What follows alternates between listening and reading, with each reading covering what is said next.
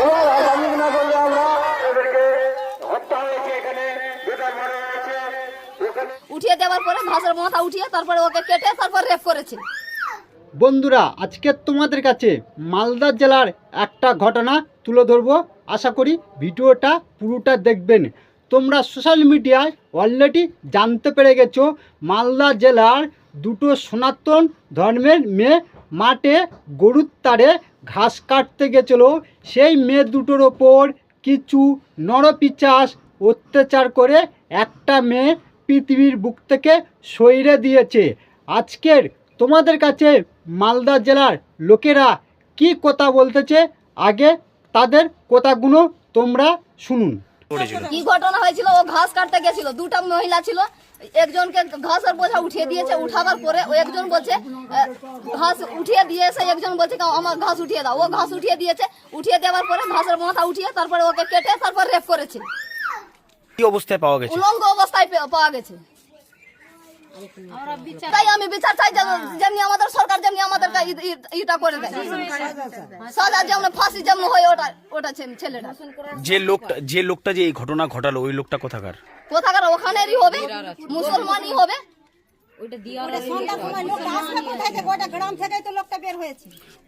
কি অবস্থায় পাওয়া গেছিল? উলঙ্গ অবস্থায়, গলাটা অবস্থায় ছিল, কাটা ছিল 3-4 জায়গা, কানের সোনাগুলো নাকের ছিঁড়ে নিয়েছে। পুলিশ গেছিল, পুলিশ দেখে চলে আসলো। রাতের মধ্যে কি দেখেছে না দেখেছে আমরা তার জানি না। আমরা দেখেছি পুলিশ এসে আমাদের মুখ থেকে বক্তব্য নিয়েছে কি হয়েছে, কোথায় হয়েছে, কি পুলিশ আমরা যেটা বলছি পুলিশ ওটাই শুনেছে। পুলিশ কিভাবে বললো ধর্ষণ হয়নি? আপনি চেক করে দেখেছেন? আপনি কি করেছেন? মেডিকেল করে দেখেন, তারপরে আমি বলবো কি হয়েছে না, রেপ হয়েছে না, তারপর দেখতে পাবো আমি ওকে। পুলিশ বলে দিল নিজের মন থেকে, পুলিশ নিজের মন থেকে পাওয়া যায় না। ঢাকার চেষ্টা করে না করে আমি এটা জানি না, কিন্তু আমি তদন্ত চাই, আমি বিচার চাই। যেমন আমার ননদের যেমন ক্ষতি করেছে, আমি একটা ক্ষতির কি করে চাই। আমার এইটুকু বাচ্চাগুলো কি ক্ষতি করেছে, এইগুলো বাচ্চা দেখে এটা আমার ভাগনা আছে, আমার ভাগনা আছে, আর একটা ভাগনা আছে, দুটো। এই দুটো ভাগনা নিয়ে আমরা কিভাবে আমার সংসার নিয়ে চলবো?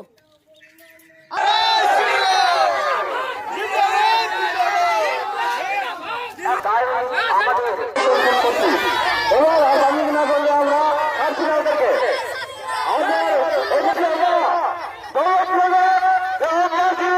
অনুরোধ থাকলে আপনারা রোডে আসে এসে যান। আপনারা যারা থাকেন না কেন, যেখানে কালকে রাখতে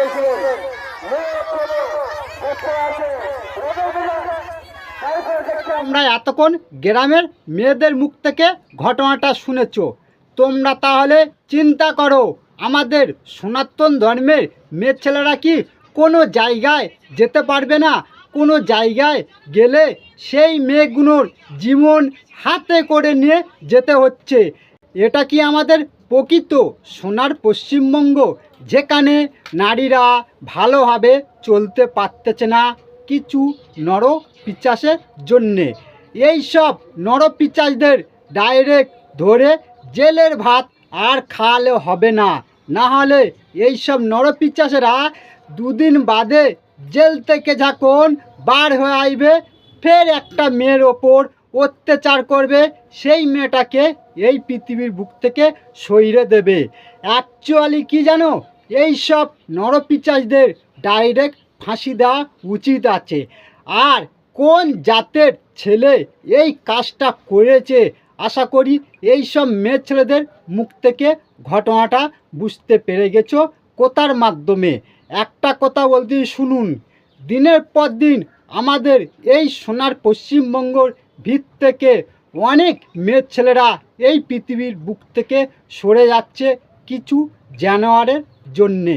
আজকের একটা মেয়ে ছেলেকে কিভাবে নরপিশাচেরা একটা মেয়ের সাথে নোংরামিগিরি করে সেই মেয়েটাকে হত্যা করেছে। তোমরা তাহলে ভেবে চিন্তা করুন, এই আমাদের সোনার পশ্চিমবঙ্গর মেয়ে ছেলেরা ভালো থাকতে পারতেছে না। আর কতদিন এইভাবে মেয়েদের ওপর অত্যাচার করবে এই সব নরপিশাচদের? এবারে থামাতে হবে, না থামালে আজ কিভাবে একটা মেয়ে ছেলের জীবন কেড়ে নিয়েছে, কাল ফের একটা মেয়ের জীবন কেড়ে নেবে এই সব নরপিচাসরা। এরা অ্যাকচুয়ালি এদের মা বাবা ঠিক মতন জন্ম দেয়নি। প্রকৃত বাপ মা ঠিকভাবে জন্ম দিতুক তাহলে একটা মেয়ের ওপর এইভাবে অত্যাচার কেউ করতে পারে না। সেই মেয়েটাকে কিভাবে তিলে তিলে হত্যা করেছে তোমরা তার মানে চিন্তা করো। একটা কথা বলতে শুনুন, প্রতিটা ছেলে পুলে সবাই একতা হয়ে প্রতিবাদ করুন। এই সব নরপিচাইরা কঠিন থেকে কঠিন শাস্তিটা যেন পায়। এই সব নরপিচাইরা আর যেন বাইরে চলতে না পারে। বুঝতে পেরেছো বন্ধুরা? ভিডিওটা বেশি বড় করলাম না। ভিডিওটা ভালো লাগলে ভিডিওটা শেয়ার করুন। ভালো থাকুন, সুস্থ থাকুন। আমাদের ফেসবুকে নতুন হলে ফেসবুক পেজটা ফলো করুন। ভালো থাকুন।